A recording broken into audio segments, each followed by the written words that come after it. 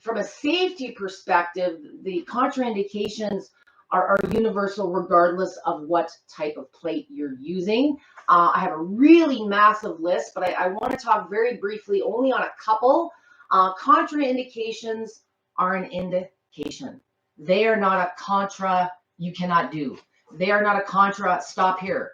Contraindications, and if you've got something that is a contraindication on my list or somebody else's list, because there is no absolute list. There is no list of, who's allowed to exercise and who's not. It's one of those depends situation on you, what condition you might be dealing with, what symptoms. Are you, like, have you got acute issues right now? Maybe it's a moment in time. So contraindications are an indication to seek further clarity. Ask questions from someone more familiar with the technology or your body. So talk to your doctor, talk to your care provider, talk to somebody like me that's got experience, just so you can make a more informed decision before you move forward.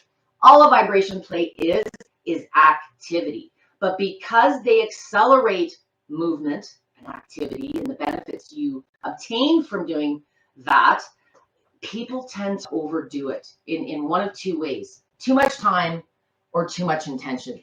In 30 to 40 years of research, using machines much more powerful than what's being sold mainstream, nobody's done more than over-exercise themselves and maybe been a little bit sore the next day.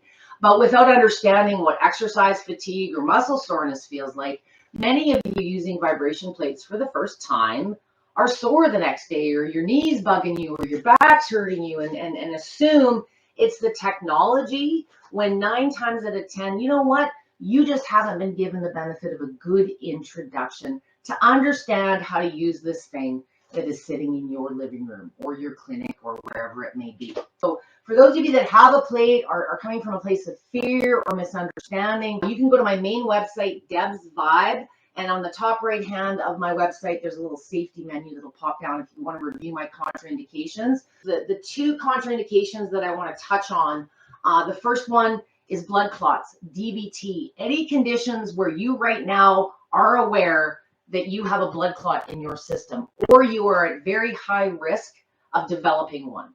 Does not necessarily mean you cannot use a vibration plate, but the approach you would take in using it, I want someone experienced like myself, like your doctor, guiding you, because what a vibration plate is better at than anything else on the face of this earth is giving you this massive rush of circulation, which can be so beneficial in so many ways.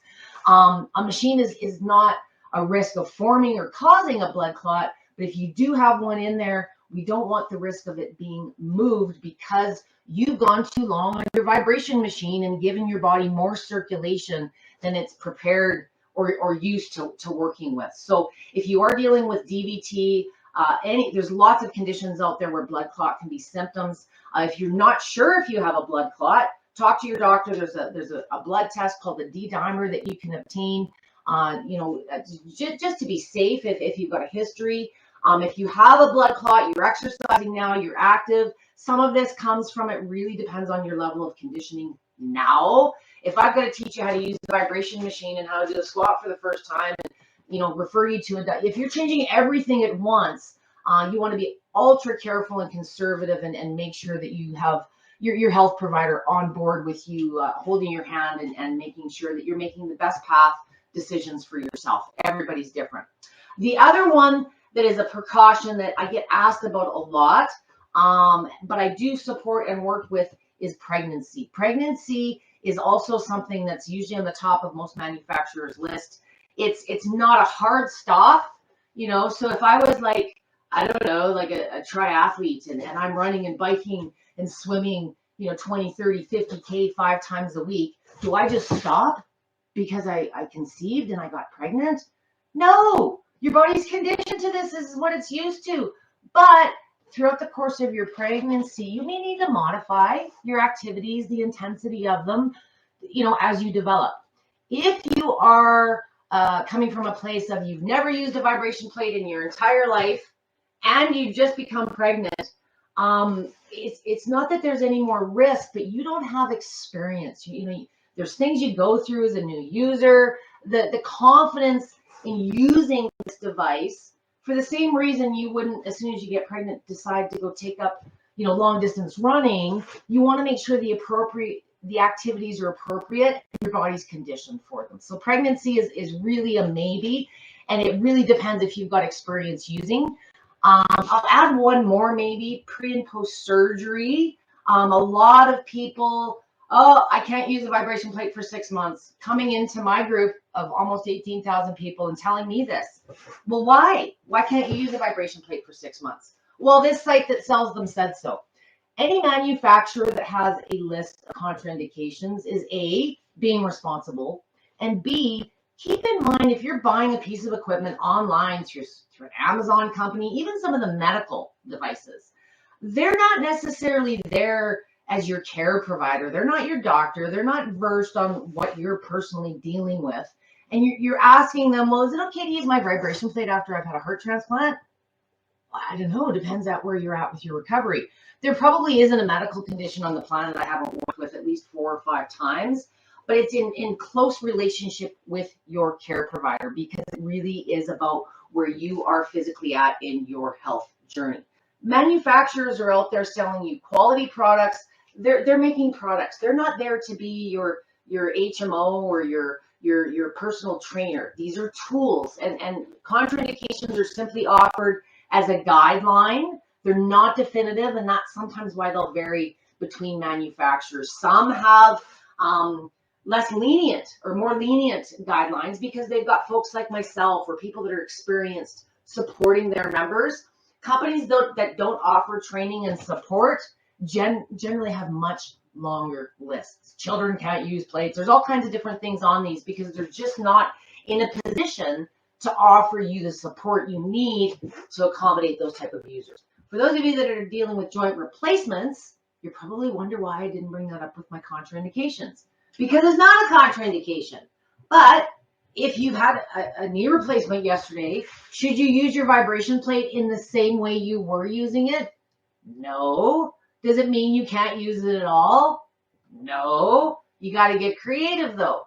So you just had a knee replacement. Has your doctor told you that you're not allowed to move for 6 months? Probably not. What about the other side? It's doing double the work. So what can I do if I have, Deb, I really, I feel sluggish. My lymph is backing up, but I can't do anything with my new knee replacement. Well, can you do this? Can you put the replaced leg on the ground and put the leg that's not replaced on the plate? You could put a step beside it, or maybe you're seated. You can expose the good leg and keep the bad leg off the equation. There is no exact time frame when it comes to joint replacements. It really depends on the type of joint replacement or implant. This applies to anything from pacemakers to hip replacements to bone grafts to ocular impairments. Any invasive action on your body, your recovery period has been outlined by your doctor, your therapist, your optometrist, whoever has done the surgery is going to say, hey, I want you to wait maybe 2 to 3 weeks before you do any vigorous activity or high impact activity. This isn't high impact. We've already established that. But your experience prior to using this is absolutely going to drive and dictate your level of comfort using it after you've had a joint replacement. So if you're an experienced user, you already understand the foot thing. You know that speeds feel different, and logically, if I just had my hip replaced, I probably shouldn't use it the way that I was, but I'd really like to find a way I can use it because I know it makes me feel better.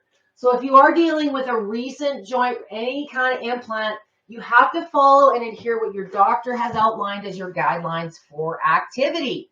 This is just the thing you're using to do your activity that's less impactful. But 9 times out of 10, it's a matter of reducing the amount of body weight and just knowing what your own limits and parameters are on activity. And we just translate that to the environment. Less time, less intensity. So it's never a no, it's always a depends with me, because there's always a way to work around these things. When we exercise, many of you may not be aware of this, but exercise causes inflammation. for this tear and repair process that we hear. It's not a bad thing. It's just a thing your body goes through. Inflammation is a part of healing. It's a part of recovering. But if you've had severe swollen knees, elbows, your neuropathy's through the roof, any of these things that have increased as a symptom after using your vibration plate, 99,000% of the time, it's due to too much time or too much intensity. So remember, you're dealing with a deficiency. Do not follow your manual. Follow my page.